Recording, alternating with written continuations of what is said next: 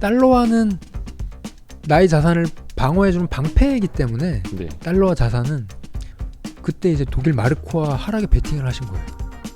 그때 뭐 하루 그러니까 밥 먹기 전에 가격, 밥 먹고 나오면서 가격이 이제 몇 배 뭐 엄청난 단도직입적으로 말씀드리면 내심은 당연히 원할 수밖에 없고요.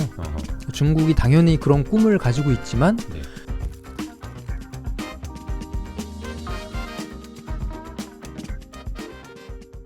어느덧 슬슬 약간 실전편으로 가고 있습니다. 이제 고급반으로 가고 있는데 그러면 외환에 투자하는 방법과 종류 몇 가지만 좀 알려주시겠어요? 많은 분들이 이제 뭐 미국 주식 같은 경우에 이제 하시는데 예, 그 밖에 외환에 직접 투자하시는 방법도 일단은 뭐 가장 쉬운 방법은 달러 예금 뭐 이런 것도 있겠지만 네.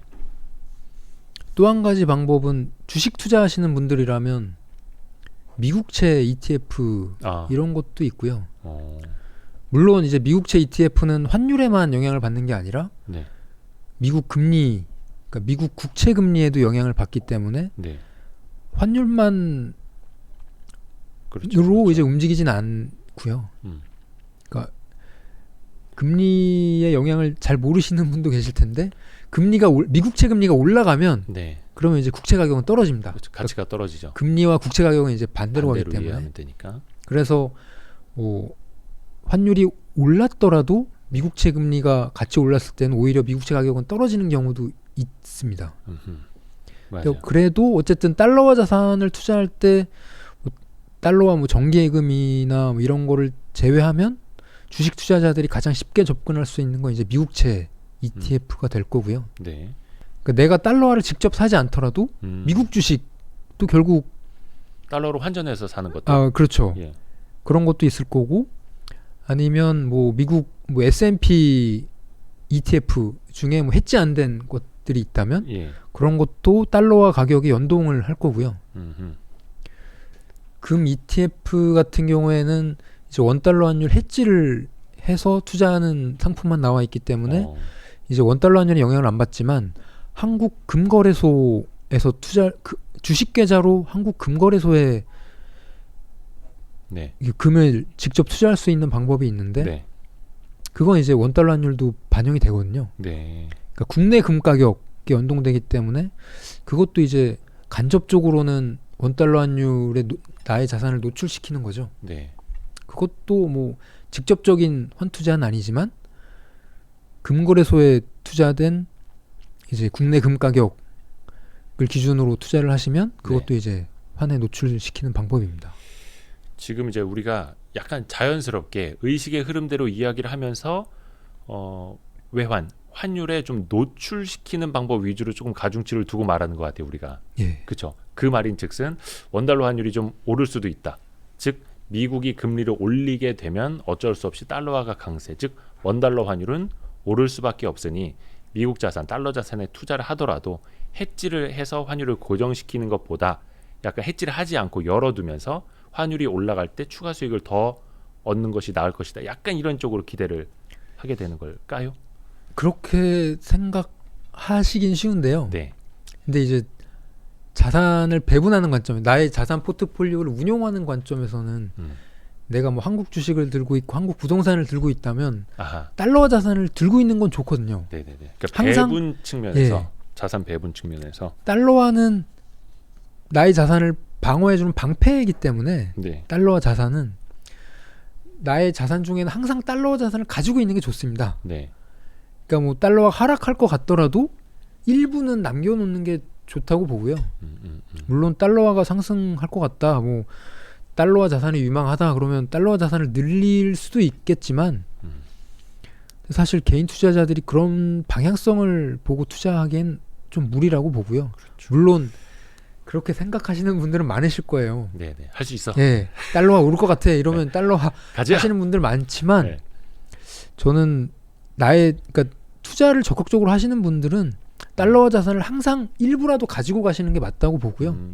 그래서 아직 안 가지고 계신 분들이라면 지금부터라도 조금씩 달러화 자산을 나의 자산 중에 일부를 편입시키는 게 맞다. 그런 관점에서 말씀드립니다. 좋습니다.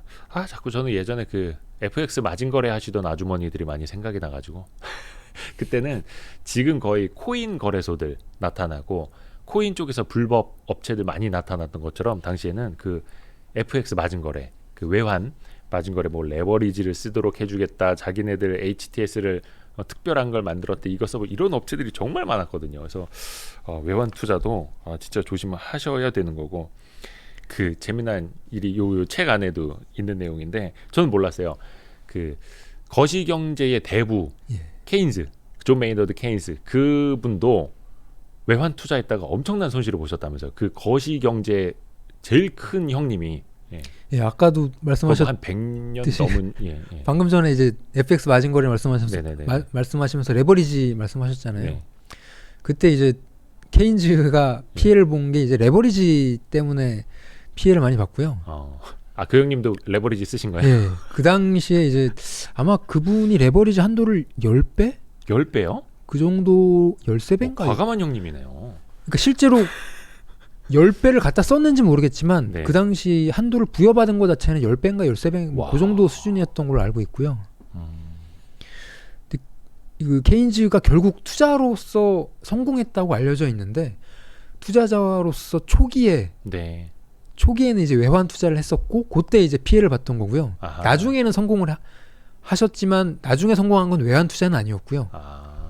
근데 외환 투자에서 어떻게 피해를 봤냐면 그 당시에 이제 1차 세계대전에서 독일이 패망국이 됐고 네네네.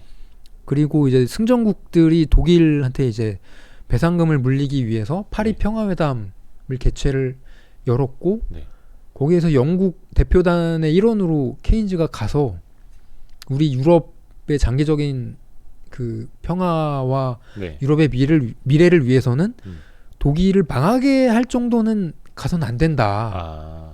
이렇게 화풀이 하듯이 독일을 망하게 하면 결국 우리한테 부메랑이 될 수 있다. 이런 생각을 가지고 그 승전국들 회의에서 이제 자기 주장을 관철시키려고 했는데 이게 먹히지가 않았거든요. 1차 세계대전 이후에 그 파리 평화회담 때 이 내 말이 안 되겠구나. 그래서 이제 거기서 이제 발을 빼신 다음에 그때 이제 독일 마르크화 하락에 베팅을 하신 거예요. 독일 마르크화의 하락에다가 그러니까 독일 망한다에 그 배상금 때문에 독일 망한다에 베팅을 하신 거죠. 독일 망한다. 그러니까 자기가 독일 망하게 하면 안 된다라고 주장을 했는데 자기 주장이 안 먹히니 진짜 독일 망하겠는데 하면서 독일 망하는 방향에다가 베팅을 하셨다. 이제 그 승전국들 얘기하는 거 보니까 와 이거 독일 참 도덕적인 형님이시네. 독일 망할 게 이제 뻔히 보인 거죠. 정책 결정하는 입장에서 딱 보니까 이거는 뭐 빼도 박도 못하게 독일 망하겠다. 이게 빤히 보이기 때문에 마르크화 베팅, 그러니까 보통 그렇게 자신감이 넘칠 때, 방향이 명확하게 보일 때, 그것도 레버리지까지 일으키잖아요. 작년에 이제 원유 마이너스 가격 될지 모르고 사람들. 레버리지 샀던 것처럼 그때 그런 상황이었던 거죠. 그래서 이제 물론 독일이 망했죠. 그래서 당시에 그 당시에 이제 독일이 망해서 이제 하이퍼 인플레이션. 그때 뭐 하루 그러니까 밥 먹기 전에 가격, 밥 먹고 나오면서 가격이 이제 몇 배 뭐 엄청난 인플레이션이 있었던 시기이기 때문에 그게 1923년이라고 그 정도였죠. 그래서 결과적으로는 독일이 그렇게 됐지만 마르크화가 이제 휴지 조각이 됐지만 그 전에 잠깐 한 3개월 동안인가 마르크화가 반등했던 시기가 있었어요. 잠깐 반등을 했다고 마르크화가. 근데 그 반등하는 시기에 레버리지를 일으켰기 때문에 소위 속된 말로 박살이 난 거죠. 자기 돈 다 원금 털린 이제 거고. 원금이 털렸기 때문에 나중에 가격이 오른다고 해도 원금이 털리면 제로가 된 거잖아요. 레버리지를 썼을 때 문제점은 레버리지 때문에 제로가 되고 나면 그 다음에 자산 가격이 상승을 하더라도 이미 내 자산 가격은 제로가 됐기 때문에 더 이상 상승할 수가 없습니다. 반대 매매 나갔기 때문에. 작년에 이제 마이너스 원유 때문에 레버리지 원유 투자자가 이제 손해를 본 게 이제 그런 배경이었던 것처럼 최근에 코인도 마찬가지고요.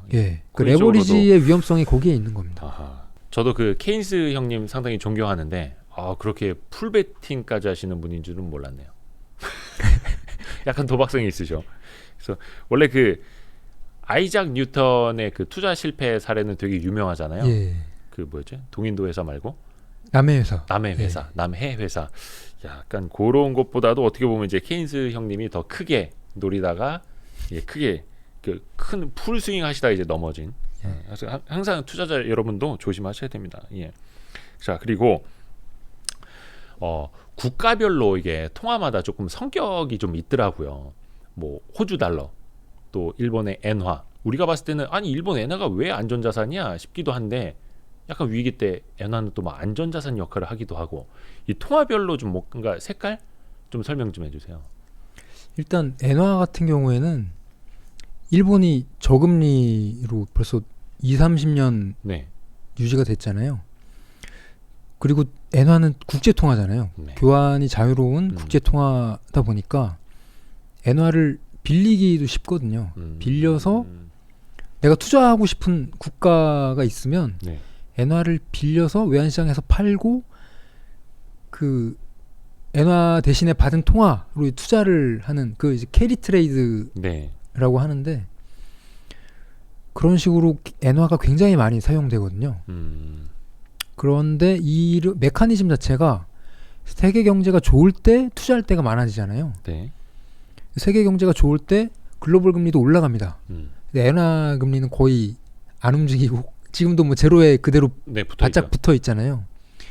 그래서 엔화는 세계 경제가 좋을 때 자꾸 그 엔화를 파는 거래가 늘어나고요. 근데 반대 방향일 때 세계 경제가 안 좋아지거나 시장이 안 좋아질 때 그 미리 투자했던 거를 꺾으면서 엔화를 사게 되는 거래들이 반대로 많이 일어나요. 신기하네요. 그러니까 장이 좋을 때 엔화를 빌려서 판 거래가 많았기 때문에 네. 시장이 안 좋아지면 기존에 그 엔화를 팔았던 거래가 되돌려지는 거죠. 그래서 그게 이제 전 세계적으로 많이 일어나는 거래이기 때문에 자꾸 시장이 안 좋아질 때 자꾸 엔화가 상승하는, 그러니까 기존 거래가 되돌려지면서 엔화를 사게 되는 이 메커니즘이 자동으로 일어나면서 엔화가 상승하는 경향이 나타나고요. 야, 신기하네 진짜. 예. 그리고 호주 같은 경우에는 한국이랑 비슷한 게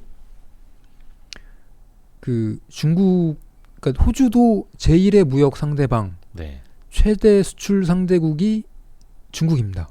그래서 중국 경기에 민감한데 한국과의 차이는 한국은 이제 제조업을 네.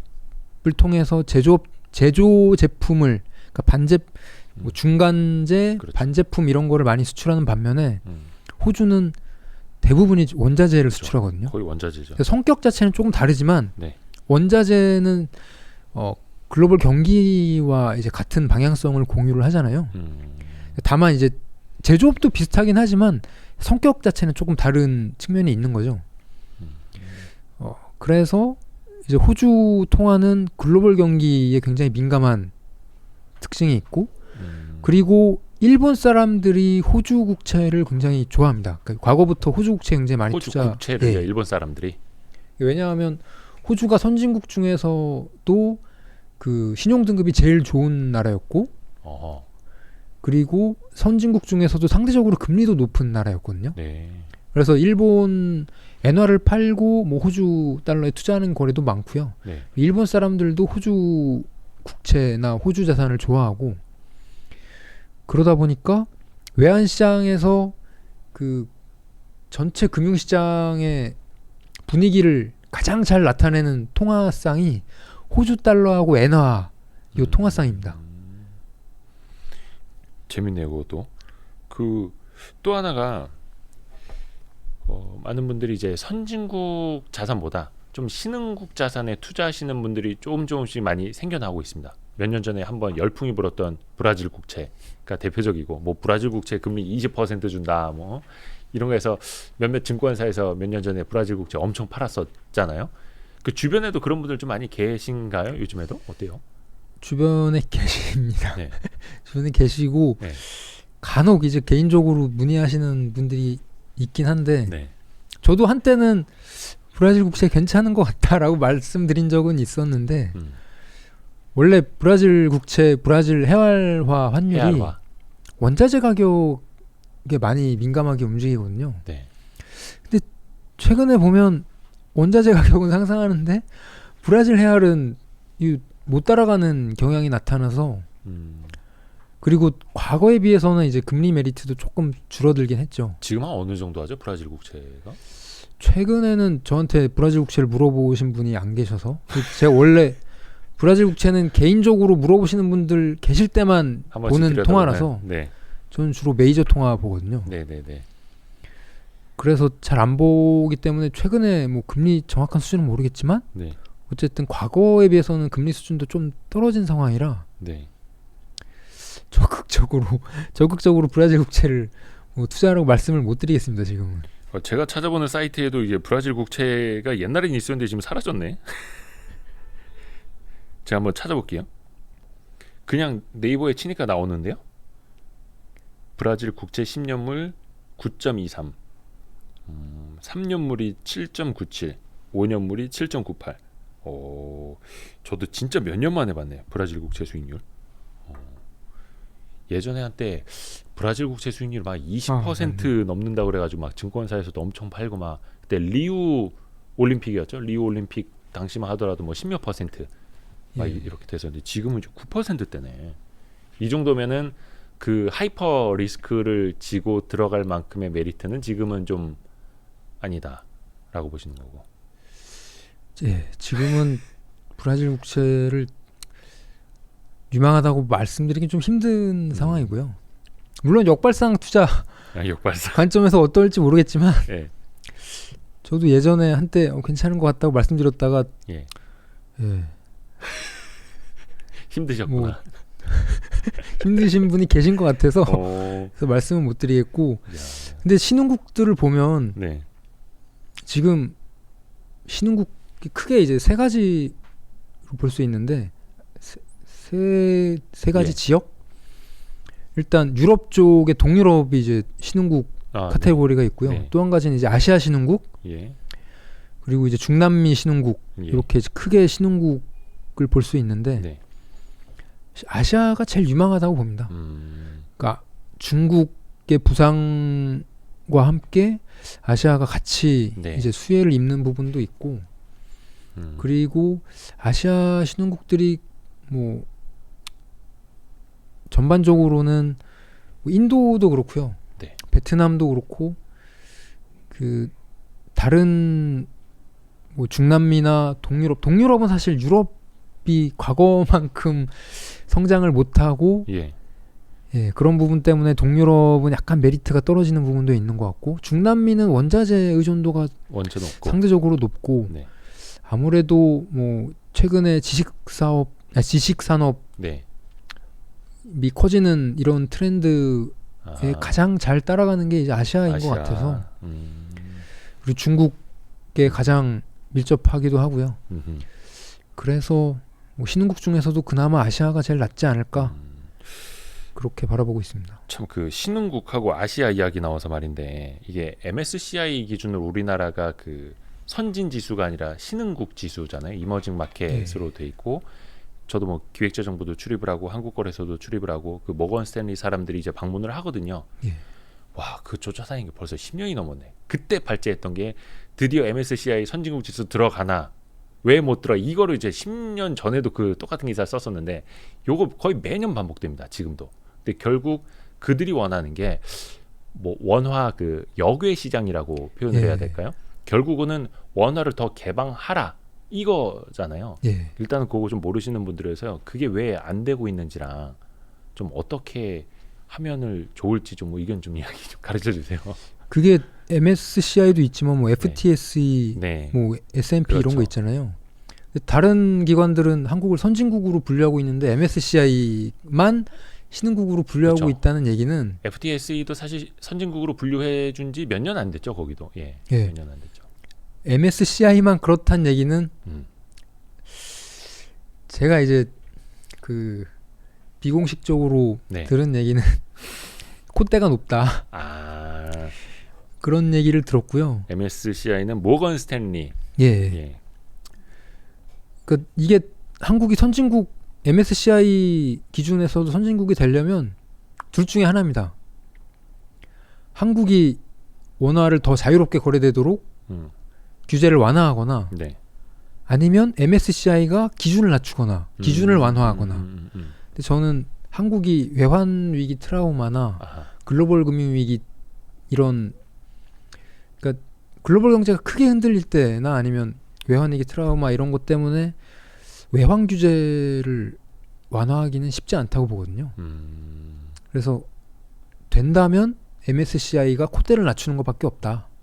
저는 그렇게 판단을 하고 있고 언젠가는 가능하지 않을까 그렇게 보고 있습니다. 오히려 시간이 지나면 지날수록 우리나라의 경제 규모는 커지고 있고 예. 거래 대금도 많아지고 있고 한데 MSCI 선진 지수에 못 들어가고 있는 게 한국의 문제가 아니라 모건 스탠리 캐피털 인터내셔널의 문제로 이제 될 수 있다. 예, 사람들이 결국 이제 그렇게 지적을 할 수 예, 있다. 공은 MSCI에 있다고 보고요. 한국의 위상이 계속 높아지고 뭐 경제 규모가 커지고 이런 방향으로 진행이 된다면 MSCI가 한 발 물러나는 시점이 언젠가 올 수도 있다. 다만 금방 오진 않을 것 같다. 그렇게 일단 보고 그렇게 있습니다. 좀 돼야 되는데 그러면은 그 원화를 그러면 좀 더 자유롭게 거래를 해야 된다라는 거는 뭘 원하는 걸까요? 이건 좀 지엽적인 네. 문제인데요. 한국 원화를 그러니까 유로화나 엔화 뭐 이제 호주 통화 이런 것들은 하드 커런시라고 해서 네. 이제 해외에서도 자유롭게 외국 시장에서 자유롭게 거래가 되는데 딜리버리가 되는데 네. 한국의 원화는 그런 부분이 안 되거든요.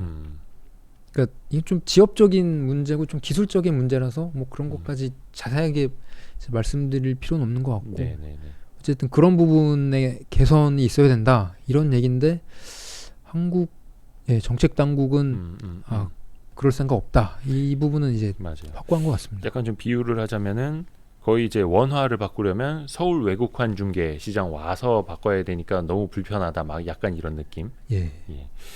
좋습니다. 하여튼간 그거는 조금 일단은 지켜보고 조금 이제는 이게 몇 년 동안 얼마나 더 중요한 문제일지는 모르겠지만 이 패권 문제가 지금 굉장히 우리가 당면한 국제사회의 가장 큰 이슈잖아요. 미중 뭐 무역 갈등도 많았고 그 중에는 달러화와 위안화의 패권 경쟁이 없을 수도 없고 요거를 좀 어떻게 봐야 될까? 지금 위안화가 글로벌 기축통화 지위를 노리는 게 맞습니까? 아닙니까? 그냥 자기네 덩치가 커지다 보니까 그렇게 가는 건가요? 아니면 뭔가 좀 내심이 있을까요? 단도직입적으로 말씀드리면 내심은 당연히 원할 수밖에 없고요.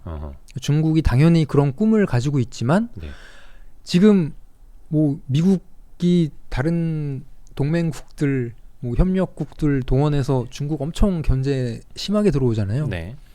지금 이런 상황에서 기축통화까지 욕심을 내보이면 이 압박 견제는 더 심해질 수밖에 없습니다.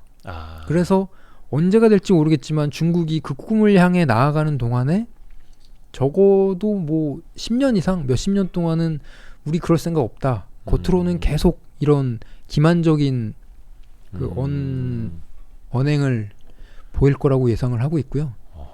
그래서 꿈은 당연히 기축통화죠. 내가 중국의 꿈은 결국 과거의 중화 네. 그 영광을 되찾는 게 이제 중국의 꿈인데 예. 거기까지 갈 때까지 지금도 이렇게 견제가 강하게 들어오는데 기축통화의 요 그 욕심. 기득권까지 뺏어가겠다는 걸 겉으로 드러낼 수가 절대 없거든요. 네. 그래서 꿈은 있지만 가급적 겉으로 드러내지 않는 방식으로 다가갈 거라고 보고요. 그러니까 이제 발톱을 숨기고 있는 거네요. 예. 그저 얼마 전까지만 해도 작년이었나요? 시진핑 주석이 우리는 그 글로벌 패권 욕심내지 않는다.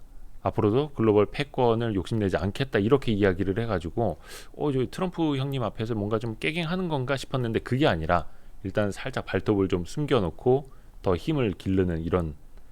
예, 보는 시각에 따라 다를 수는 있지만 저는 그러니까 제가 책에도 인용했던 내용인데 마이클 필스버리라는 분이 그러니까 미국의 정보원으로 네. 오래 근무하신 분인데 이분이 100년의 마라톤이라는 책을 내신 네. 게 있는데 거기 보면 중국이 그 춘추전국 시대 때 이제 결국 기만 전술을 통해서 이제 패권을 장악하고 이게 네. 그러니까 결국 중국이 그 춘추전국 시대를 통해서 얻은 교훈은 나의 의도를 상대방이 파악하지 못하게 네. 기만 전술을 굉장히 적극적으로 활용을 하는 국가거든요. 네. 그러니까 중국 사람들이 그렇다는 게 아니라 중국의 지도부는 그 기만 전술을 적극적으로 활용을 한다 이런 관점에서 그 책을 저술을 하셨는데 저는 그 관점에 전적으로 동의하는 입장이고요. 그래서 소련하고 중국 사이가 안 좋았었잖아요. 과거 네. 소련이 네. 존재하던 시기에 네. 그때 이제 중국이 그 당시에 얻었던 교훈이 소련 정보원 그 정보 당국에서는 중국이 넘버원이 되려는 흑심을 품고 있다. 그걸 파악을 했었거든요. 중국은 그때 소련이 우리의 의도를 파악했던 걸 실수라고 생각을 하고 있는 것 같아요. 그래서 중국은 지금도 이제 미국과 동맹 국가들이 중국을 이렇게 견제하는 게 네. 강한 걸 느끼고 있기 때문에 그렇죠. 예. 중국의 꿈을 겉으로 드러내지 않으려고 최대한 끝까지 노력할 거다 그렇게 보고 있습니다. 정말 그 마지막 순간까지도 발톱을 보여주지는 않을 거다. 그러니까 기축 통화가 넘어오려면 결국 경제력도 중요하지만 군사력, 뭐 정치, 국제 이 정치력 이런 게 다 요건이 갖춰져야 되거든요. 아하. 그러니까 중국이 주도하는 국제 질서에 다른 나라들도 다 따라오는 시점이 돼야 기축 통화도 그렇죠. 이제 될 수 있는 거기 때문에 지금은 중국이 국제 질서를 주도하는 레벨까지는 못 왔잖아요. 그렇죠. 다들 아직까지는 미국 편에 많이 서 있고 이제 뭐 러시아나 북한, 뭐 파키스탄, 뭐 이란 이쪽이 이제 미국에 대항하면서 중국 쪽에 서 있는 쪽인데 국제 질서를 리드하는 그 위상까지 올라서야 결국 기축 통화 그 의도를 발톱을 드러낼 거다. 근데 그 시점은 우리 생에는 안 올 수도 있고. 아 그래요? 오. 그러니까 그렇게 보는 이유는 영국에서 미국으로 패권이 넘어갈 때 네. 통화 패권도 가장 마지막에 넘어갔거든요. 아. 뭐 무역 규모, 뭐 경제력 이런 게 다 넘어가고 나서도 한참 있다가 미국으로 넘어갔습니다. 기축 통화 패권은. 아 통화 패권이 가장 나중이에요. 네, 그래서 통화 패권이 가장 마지막에 넘어간다라는 얘기를 하고요.